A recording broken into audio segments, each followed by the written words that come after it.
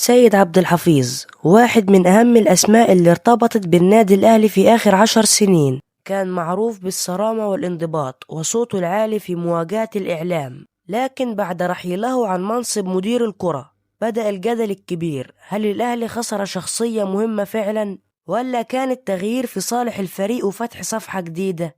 في الفيديو ده هنحاول نجاوب على السؤال: ايه تأثير رحيل سيد عبد الحفيظ عن النادي الأهلي؟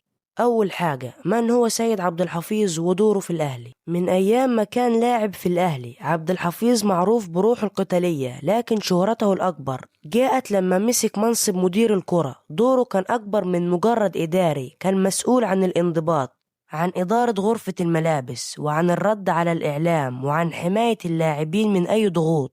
ناس كتير بتقول إن شخصيته كانت بتمثل درع واقي للنادي. أسباب رحيل سيد عبد الحفيظ عن النادي الأهلي: رحيله في 2023 كان مفاجأة كبيرة للجماهير.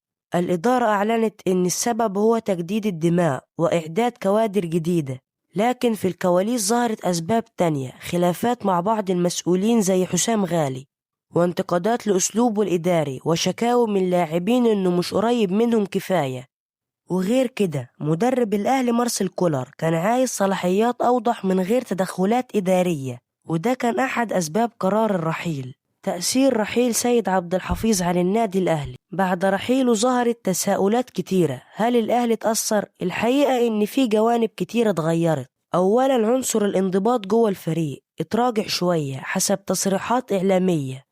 عبد الحفيظ كان معروف إنه ما بيسمحش بأي خروج عن النص. ثانيا، الأهلي فقد شخصية قوية قدام الإعلام. زمان أي هجوم على الفريق كان بيتصداله عبد الحفيظ، دلوقتي الصوت ده اختفى.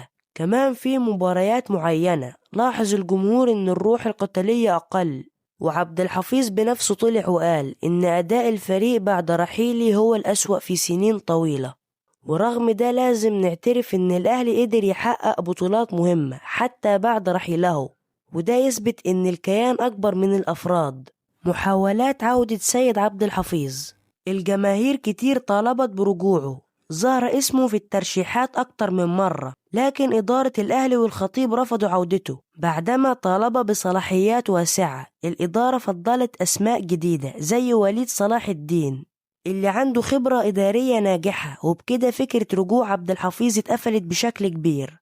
اللي محدش يقدر يختلف عليه إن سيد عبد الحفيظ ترك بصمة واضحة في الأهلي، سواء اتفقت أو اختلفت مع أسلوبه.